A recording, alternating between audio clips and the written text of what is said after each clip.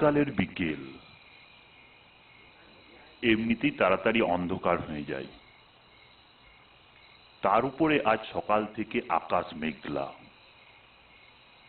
দুপুর দিকে একবার ঝিরঝির করে বৃষ্টি পড়েছে। এখন অবশ্য বৃষ্টি নেই, কিন্তু আকাশে ঘন কালো মেঘ জমাট হয়ে আছে। ধুরধুরে বাতাস শুরু হয়েছে। বাতাসের বেগ ক্রমশ বাড়ছে। কাশীনাথ দ্রুত হাঁটছিলেন। মনে মনে ভাবছিলেন, আজ ডিসেম্বর মাসের 18 তারিখ। বোধহয় পৌষ মাস পড়ে গেছে। পৌষ মাসের প্রথম দিকে কোনো কোনো বার খুব ঝড় বৃষ্টি হয়। কাশীনাথ একটা কুরিয়ার কোম্পানিতে কাজ করেন। সময়ে পৌঁছানোর জন্য অনেকেই ডাকের বদলে কুরিয়ারের প্রয়োজন নেই। একটু পয়সা বেশি লাগে, কিন্তু দরকারি জিনিস দ্রুত এবং তাড়াতাড়ি পৌঁছয়। কাশীনাথ যে দিকটাতে এসেছেন, এদিকটার খুব ভালো উনি চেনেন না। এই অঞ্চলের জন্য কুরিয়ার কোম্পানির আলাদা লোক আছে, কিন্তু কাশীনাথের সেই সহকর্মী অনুপস্থিত থাকায় তার উপরওয়ালা তাকে অনুরোধ করেছেন এই একটা চিঠি যেন আজ পৌঁছে দেন, খুব জরুরি। দমদমের পূর্ব দিকটা খুব ফাঁকা ফাঁকা। আগে তো লোকজন কিছুই ছিল না। এখন অবশ্য কিছু কিছু 2-4 ঘর মানুষ আর কিছু বসতি দেখা যায়। আজকাল অবশ্য এদিকে ইলেকট্রিক, টেলিফোন সবই এসেছে। এইসব ভাবতে ভাবতে কাশীনাথ পাকা রাস্তা পেরিয়ে বেশ কিছুটা ইটের রাস্তায় চলে এসেছেন। তার গন্তব্য চাঁদু রায়ের বাড়ি, 13 কবরখানা রোড। ঠিকানায় এরকমই লেখা আছে, কিন্তু ব্যাকেটে লেখা আছে পূর্ব ঘুঘুডাঙ্গার 2 মাইল উত্তরে। ঠিকানা 13 নম্বর এবং কবরখানা। এরকম দুটো অশুভ ব্যাপার দেখে প্রথম থেকেই কাশীনাথের মনটা কেমন খুঁত খুঁত করছিল। তার মধ্যেই রীতিমতো আকাশ অন্ধকার হয়ে গেছে। হঠাৎ জোর দমকা হাওয়া আর তার সঙ্গে বরফের মতো ঠান্ডা শীতল বৃষ্টি। তাড়াতাড়ি হাঁটতে হাঁটতে তিনি চারদিকে তাকাতে লাগলেন। চারিদিকে এবড়ো খেবড়ো মাঠ, বাড়িঘর বিশেষ দেখা যায় না। মাঠের মধ্যে অনেক দেওয়াল উঠেছে, বোধহয় ভবিষ্যতে হাউজিং হবে। তিনি একবার একটা দোকানে চা খেতে খেতে শুনেছিলেন এটাই কবরখানা রোড।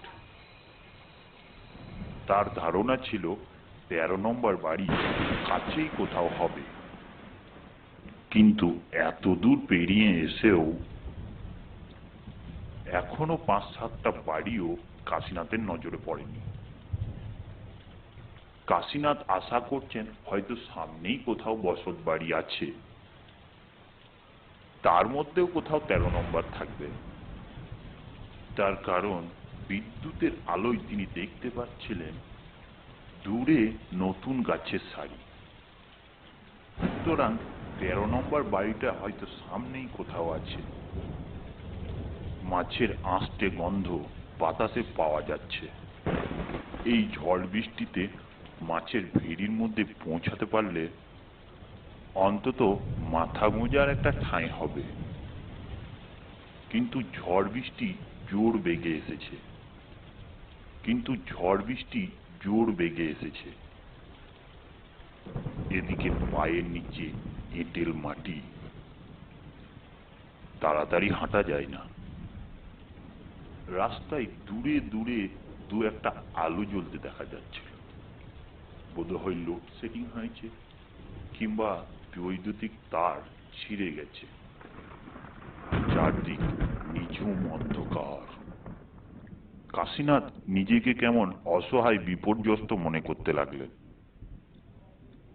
গভীর ঠান্ডা শরীরের ভিতরের অন্তঃস্থলে বিচরণ করছে। তাড়াতাড়ি হাঁটতে গেলে পা পিছলে যাচ্ছে। অন্তত একটা ছাতা থাকলে কিছুটা উপায় ছিল, কিন্তু এই হওয়ায় ছাতা সামলানোর দায় ছিল। সে যাই হোক, এই সময় কাশীনাথের নজরে পড়ল ডান দিকে রাস্তার অদূরে একটা পুরনো ভাঙা বাড়ি।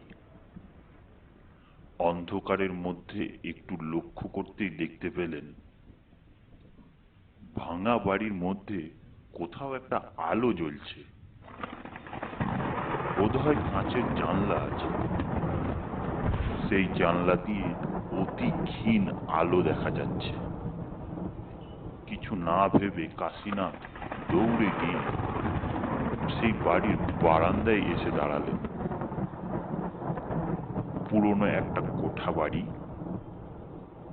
সামনে পুরনো আমলের মতো চওড়া বারান্দা। বারান্দায় উঠে কাশীনাথ কিছুটা স্বস্তি পেলেন।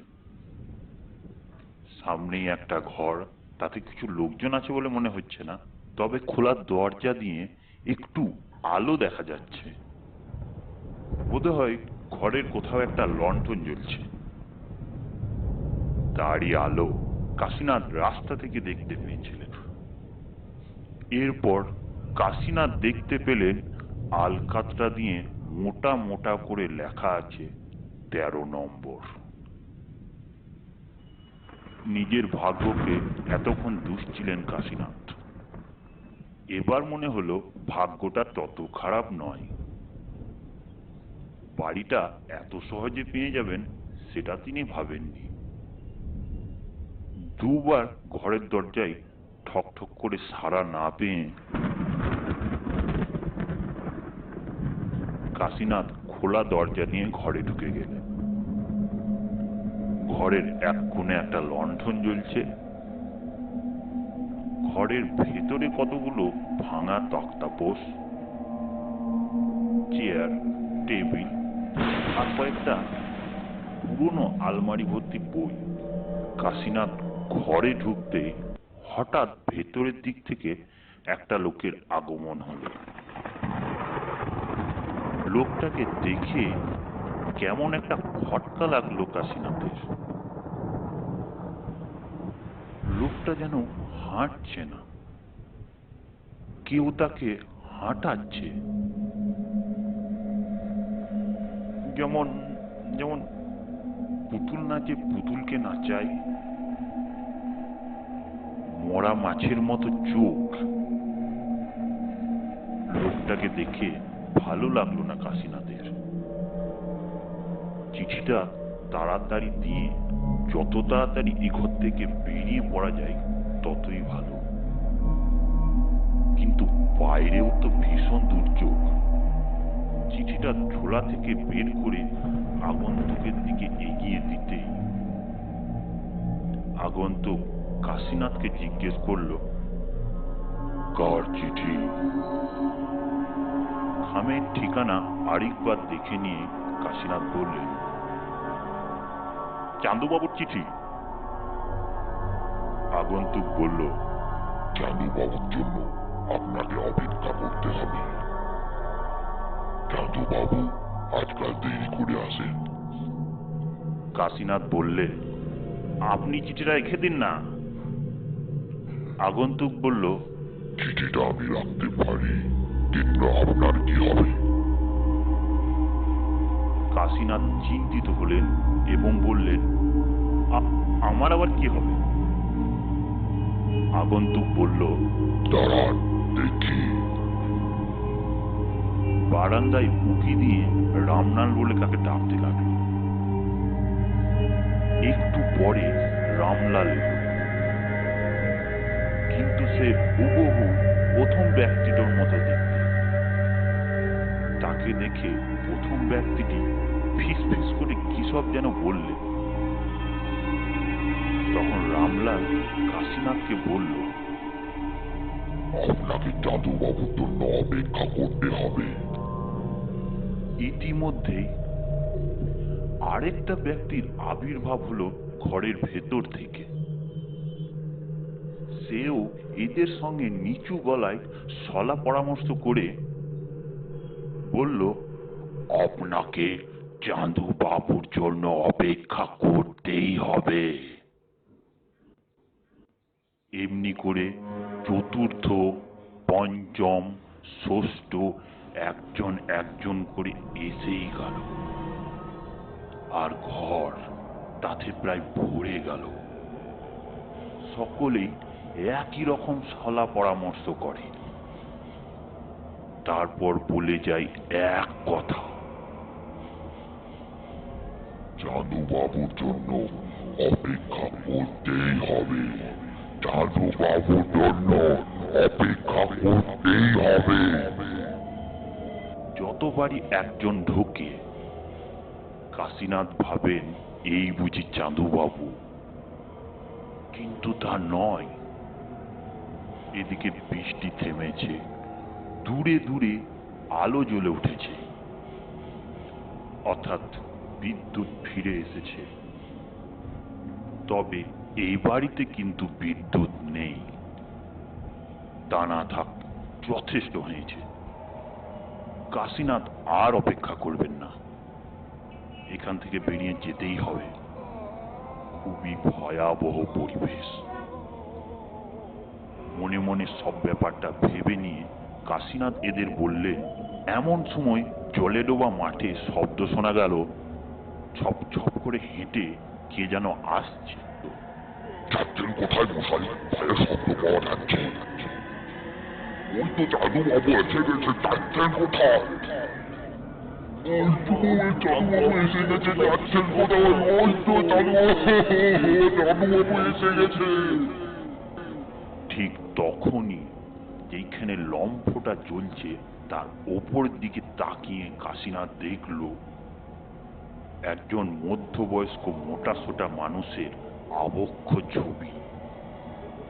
ছবির নিচে লেখা, চাঁদুবাবু, জন্ম 7ই বৈশাখ 1350, মৃত্যু 1 পৌষ 1406।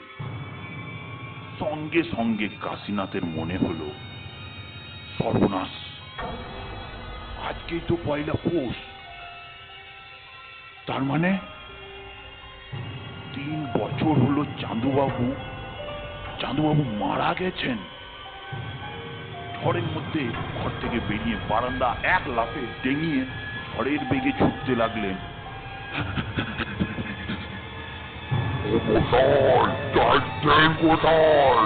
চাঁদু বাবু, ও মশাই, আমি চাঁদু বাবু। ও মশাই, যাচ্ছেন কোথায়? যত জোরেই ছুটুক না কেন, চাঁদুবাবু ঠিক পেছনেই আসছেন।